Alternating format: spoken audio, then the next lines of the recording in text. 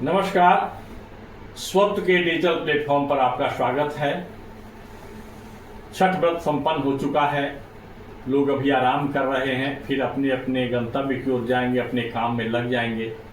लेकिन छठ व्रत जो है हमें सावधान भी करता है, और वह सावधान 4 दिनों के लिए नहीं बल्कि वर्ष भर के लिए, बल्कि हमारे जो जीवन शैली है उसके लिए। बिहार का लोक पर्व छठ एक महान उत्सव है। उत्सव के उमंग में हम अक्सर होश खो देते हैं। उल्लास की चरम पर जब हम पहुंचते हैं तो बदहवास हो जाते हैं और वह कर बैठते हैं जो नहीं करना चाहिए। गंगा के घाट पर यदि आप जाते हैं तो कूड़े कचरे का अंबार, पॉलीथीन बैग का ढेर, ये सब दिखाई पड़ते हैं। और इसका संबंध छठ व्रत से भी है। हम जो करते हैं उससे लाभ की जगह हानि हो जाता है।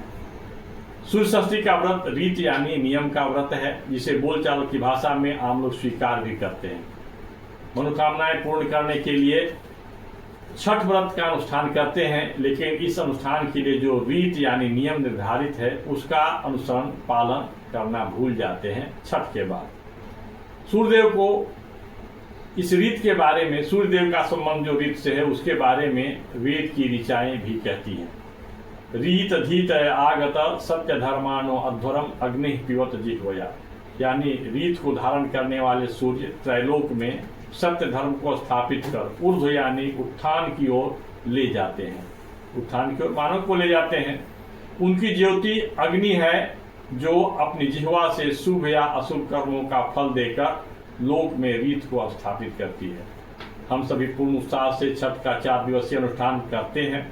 अनुष्ठान को लेकर पूरी सावधानी से अपने घर से बाहर तक स्वच्छता का ध्यान रखते हैं। लेकिन उदित सूर्य को अर्घ्य के साथ हमारा यह व्यवहार अचानक मंद पड़ जाता है। हम जिस स्थान पर सूर्यदेव को अर्घ्य अर्पित करते हैं उस स्थान को गंदा कर अपने घर लौट आते हैं, जबकि सूर्य के पूजन के उस स्थान को तो पूरे वर्ष मलिन नहीं होने देना चाहिए। यही सूर्य षष्ठी व्रत के पीछे जो सिद्धांत है, नियम है, वह कहता है। सूर्य षष्ठी को लेकर के और सारी बातें हैं। छठ के अवसर पर प्लास्टिक, एल्युमिनियम, शीशा के सामान या उपकरण का प्रयोग पूर्णतः वर्जित है, लेकिन छठ घाटों पर जाने के बाद कुछ दूसरा ही दृश्य दिखता है। जो ढेर दिखाई पड़ते हैं उसमें प्लास्टिक बैग का ढेर होता है, प्लास्टिक के सामान का होता है। पूजा के सामान से ज्यादा प्लास्टिक या पॉलिथीन का बैग का ढेर ही दिखता है। एक छठ व्रती को यह ध्यान रखना चाहिए कि सूर्य षष्ठी व्रत का उनका यह अनुष्ठान तो 4 दिनों में समाप्त हो गया, लेकिन उनका संकल्प यदि वर्ष भर कायम रहेगा तभी उन्हें मनोवांछित फल प्राप्त हो सकेंगे, अन्यथा लाभ की जगह हानि भी हो सकता है। इधर कुछ वर्षों से बुद्धिजीवियों का एक वर्ग जोर शोर से यह नैरेटिव सेट करने में लगा है कि छठ पर शास्त्रीय नहीं बल्कि लौकिक है, इसमें कर्मकांड और पंडित आचार्यों की कोई आवश्यकता नहीं। इस प्रकार की बात तो का स्वागत होना चाहिए, क्योंकि हमारे संतों ने भी कहा है कि हरि को भजे सो हरि को होई, मतलब हरि परमात्मा को भजन करने के बीच में कोई व्यक्ति की आवश्यकता नहीं है। लेकिन हमारे संतों ने समाज के लोगों को का प्रबोधन इस प्रकार से किया कि वेद उपनिषद के तत्व उनके जीवन में उतर जाए। लेकिन छठ व्रत को लेकर इधर के दिनों में जो हो रहा है वह समाज को मनमुखी बनाने का एक प्रयास जैसा है। इसका परिणाम अराजकता होगा। छठ व्रत लौकिक तो है, लेकिन इसका मूल शास्त्र में गहरे समाया हुआ है। अब यह प्रश्न उठता है कि छठ हम कब करें, इसका महत्व क्या है, इसका विधान क्या है, इसे करने की परंपरा कैसे शुरू हुई, कब शुरू हुई, और या इस रूप में जो हम कर रहे हैं कैसे पहुंची। ऐसे प्रश्नों का उत्तर कौन देगा? स्पष्ट है, शास्त्र ही इसका उत्तर दे सकता है।